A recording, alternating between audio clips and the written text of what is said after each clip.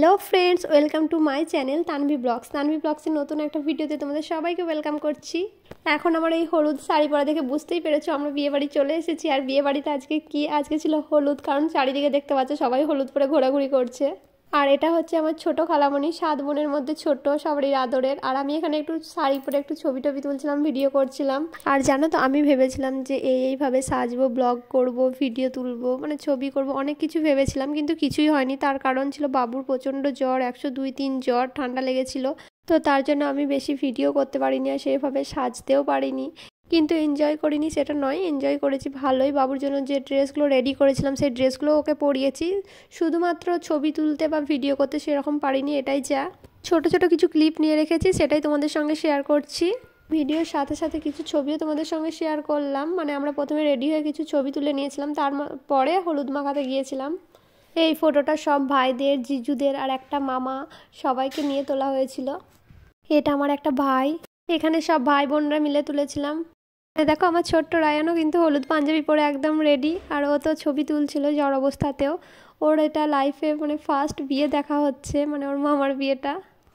হলুদের অনুষ্ঠান কমপ্লিট হয়ে যাওয়ার পরে এখানে আমরা ভাই বোনরা, জামাইরা সবাই মিলে মুড়ি পার্টি করছি। আর দেখো কি অবস্থা সবারই।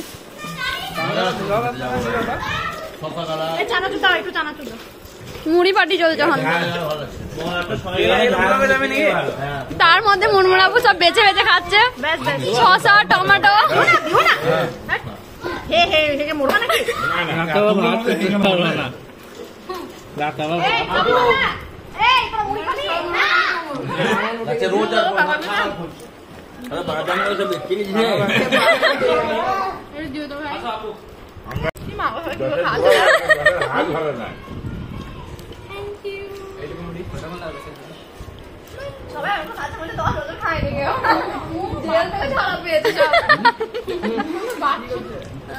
হাতটা ছড়াও ভাই।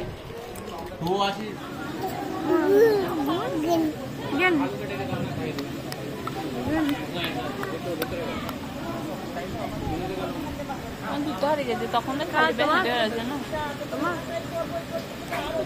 নারায়ণ বাবু কই?